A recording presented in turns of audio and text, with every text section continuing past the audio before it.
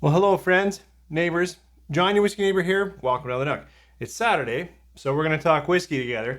And recently, a couple of channels I follow have commented again about both of these bourbons. And I realized that while I've done samples, I think, with you guys, I haven't given you my thoughts.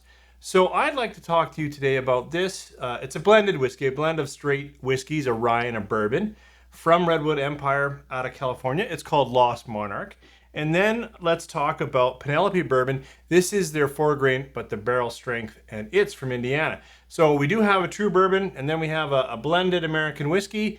Why don't you pour something fun, or if you have either of these, the Lost Monarch or the barrel strength from Penelope, and come back, we'll talk some whiskey. 3, 4.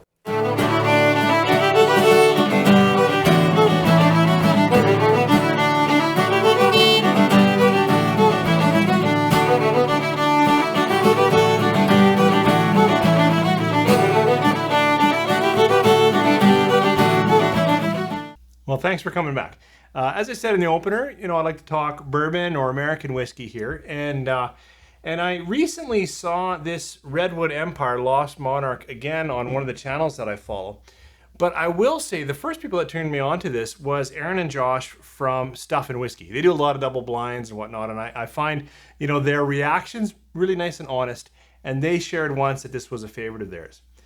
This particular one out of California is a blend. So it's got 60% rye in there. Now, when I say rye, the rye is actually a 95.5 rye blend.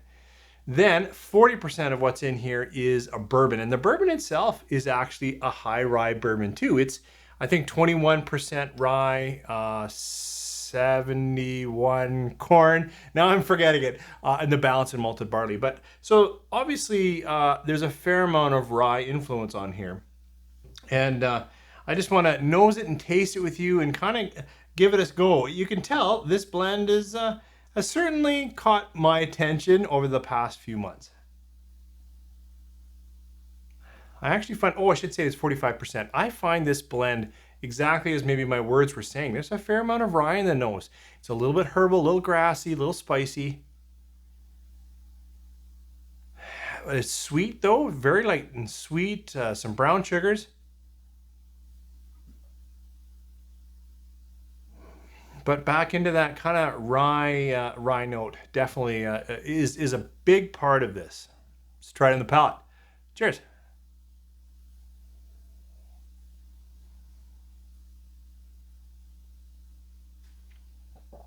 So that palate is bold. It does have some rye spice, some cracked pepper, things of that nature, but it definitely has a little more vanilla, a little more caramel, a little more oak. Could be coming from the bourbon portion. This is younger. Could be coming from the casks. I don't know the casks in this one, but it is in the palate that it rounds out. It definitely gets a bit more sugars, caramels, and other things to add to the rye note that I get on the nose. Try another sip. Cheers. It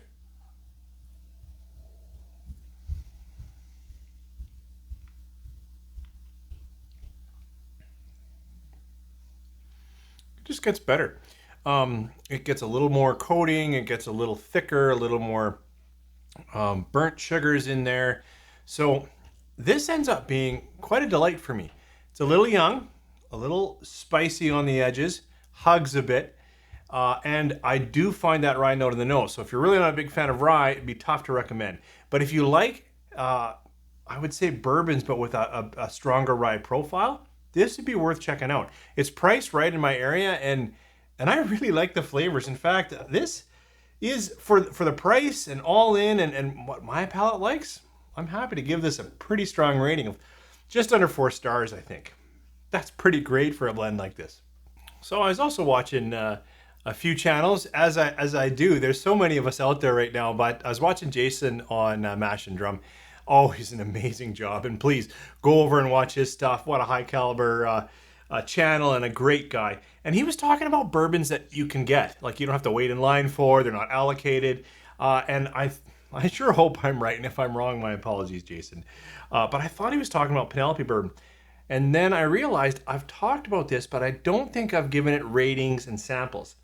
I will also say Chris, Bourbon of the Week, I think is the first person who really turned me on to Penelope Bourbon. So I'd like to give him a shout out because he's a lot of fun and talks so fast, but nice to start with a traditional sip.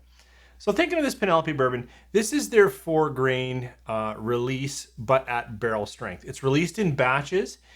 So it's this particular one is batch 6. It's 40, no, it's 57.9% batch 6. And it's got, corn, rye, wheat, and malted barley. I read somewhere, but I couldn't confirm, that it's aged with number 4 char barrels, but number 2 char heads in the barrels. Sounds like an interesting custom barrel. And that it was named after the founder's daughter, Penelope. I have a story one day. I'll tell you how I horribly mispronounced Penelope once when enjoying a group of friends doing a live together. So this is their barrel strength, nose, and palate.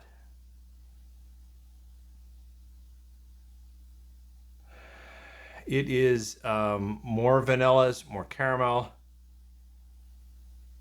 but it's drier, spicier, oakier.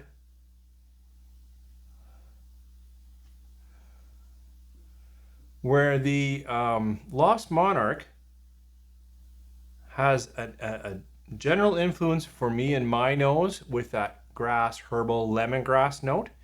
This has dry cinnamon, oak, barrel influence. That's the nose. See how it is on the palate. Cheers.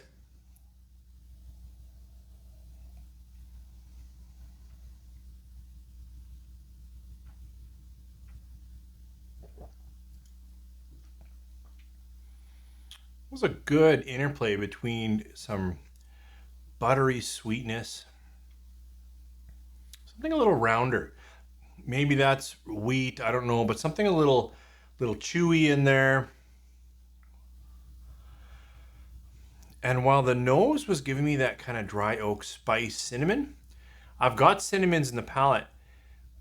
And now the heat perhaps from the general alcohol is coming and giving me more bite. I was going to say it's somehow less spicy than this Lost Monarch. Gonna try another little sip. Cheers.